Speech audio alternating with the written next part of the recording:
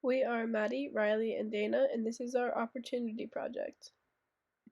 From our 100 opportunities, we all picked 3 that were best to put together for our actionable insights, and then from those, we chose the best 3.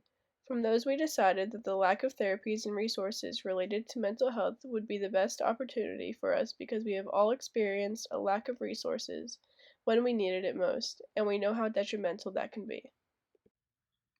Our initial problem statement was that there is a lack of therapies and resources related to mental health disabilities. Our first insight was how might we implement more mental health facilities and outreach programs in lower income areas that don't receive much support and access or are more prone to mental health issues. Our second insight was how might we promote and destigmatize getting help for mental health on student campuses. And our third insight was how might we implement mental health programs early on for children or young adults to avoid future issues and destigmatize them. And from these 3 insights, we decided that the third one regarding mental health programs for children was the best for us. The initial statement starter that we had planned to use was how might we create a way to destigmatize and educate young students on the topic of mental health to prevent or help with the increase of mental health issues that may occur later in their lives. But after working through our first 3-day plan and tools, we decided that a revision of our statement starters might be more helpful.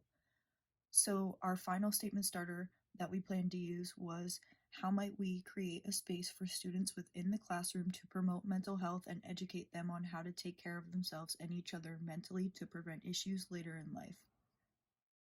Given our actionable insight and statement starters, our finalized problem statement is mental illness starts at a young age. Students don't have resources to learn about it and deal with it. Here we have some data to back up our problem statement. We found it important that half of all mental health conditions start by 14 years of age and are mostly undetected and untreated. Also, mental health conditions account for 16% of the global burden of disease in people ages 10 to 19. Half of all lifetime mental illnesses begin by age 14. This graph represents different age groups and the percentage at which they experience depression, anxiety, and behavioral disorders.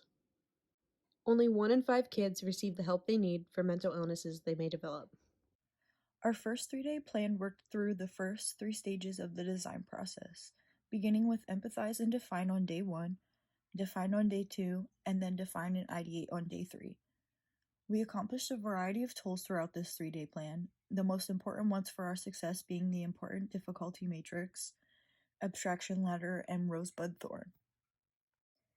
The abstraction ladder helped us to frame our problem. The whys gave us a sense of the importance of our problem, and the hows gave us insights to possible solutions we could do in the future. The importance difficulty matrix showed us what was most feasible for us in terms of how we wanted to implement a solution. We chose to follow the route of implementing mental health education in schools because it could be very important and not too difficult to make it happen. The Rosebud Thorn tool was helpful in the sense that it gave us an insight to possible problems that we could run into with our problem, but it also helped us to realize the potentials that we could possibly explore in the future. We concluded from this 3-day plan that we wanted to focus the problem through the lens of the child because we thought it would be best to help these children find a way to cope early on so that they would have a better understanding and a way to cope with the issue. Our second 3-day plan focused mostly on the last 2 aspects of the design process, prototype and test. This plan focused on finalizing our concept and working towards gathering the last of what we needed to produce our final video. The concept poster was an important tool that we used in this process, along with the feedback that we gained from our classmates. We also conducted a survey and an interview that we found very helpful as well. This concept poster was an important tool for us in the sense that we were able to map out our problem and solution and put it together as an outline for our final video. We put together a survey on Google Forms that allowed us to send it out to some of our classmates and acquaintances. We only received 11 responses, but it was enough to gather significant data.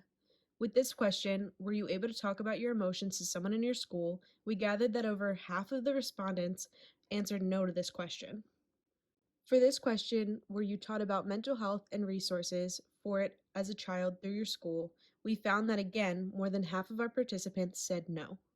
The last question that we thought was important to include was, Do you feel that you struggle with your mental health now? With the majority of the answers being both, all of the time, and sometimes, this gives us a sense that most people our age and older struggle with their mental health on some sort of level. One of our interviews was done in person with my sister Taylor, who is a third grade teacher at an inner city school in Wilmington, Delaware, who comes face to face with students from many different backgrounds and frequently behavioral issues as a result of their family's financial position and lack of resources. In the interview, Taylor mentions, "We, the faculty, have always said we need some sort of social emotional special in school. It's so important for these students' well being, but would also help us, the teachers, so much because it becomes so frustrating and it's like 5 jobs in one. None of us have degrees in psychology, so there's only so much we could do." Taylor also mentioned, "We don't have a program, but this year is the first year they've had more than one therapist. They have one for family crisis issues and one for immediate behavioral issues to take students out of class when needed. And now they have one who takes specific students out regularly in school for therapy sessions. I see improvement from the students that are pulled out of my classroom because these students have trauma, especially from the death of loved ones. They don't have access to these resources at home, especially since their parents are also grieving." The last tool for our second 3-day plan that we felt was important to include was the feedback we got from our class. This feedback was helpful for us to see which of our ideas was on the right track and what we needed to develop further. Here are a few of those critiques. We concluded from the second 3-day plan that the best approach was to implement a variety of resources into existing classroom spaces. Using existing solutions to create a bigger resource for these students seemed like the best opportunity because the resources are already there. So we just had to bring them together in a way that was most suitable for the children. This is how we imagine our final solution would look like if it was implemented into a classroom. The therapy group for kids to talk about their feelings with other students teaches the understanding of one's own emotions while learning how to empathize for others. The calm down corner is for students to work through their emotions on their own time, and they also have books for them to read about their mental health and how to process. There will be posters throughout the classroom promoting mental health and with inspiring words and messages. The school therapist's office will be required to hold one-on-ones at least once a month to get a sense of how the child is doing, but if the child does not want to talk, that is perfectly okay. And there will be sensory toys placed around the classroom as well because research shows that this stimulates children while also giving them a chance to calm down. Some roadblocks we came across were how exactly we were supposed to change the current curriculum of the students. We decided it would be best to scratch that idea and add concepts and objects within the classroom instead. We also thought that there may be some legality issues in terms of making students do one-on-ones with counselors. We fixed this by making it obvious that students do not have to share if they do not feel like they want to. We also were not sure if our solution would be too effective, but we have research that proves it will. Communication was a major component in our group. Dana and Riley out sick at different times of the week, and Maddie missing the final day to work on the video. We were able to use the skills of our majors in different ways. Maddie and Riley helped make the video and used tools like Photoshop to help make informational graphics. Dana used her leadership skills to make sure everything was done and handed in on time. Everyone did a fair amount of research. We compiled everything into one Google Doc to make sure it was accessible for everyone to contribute.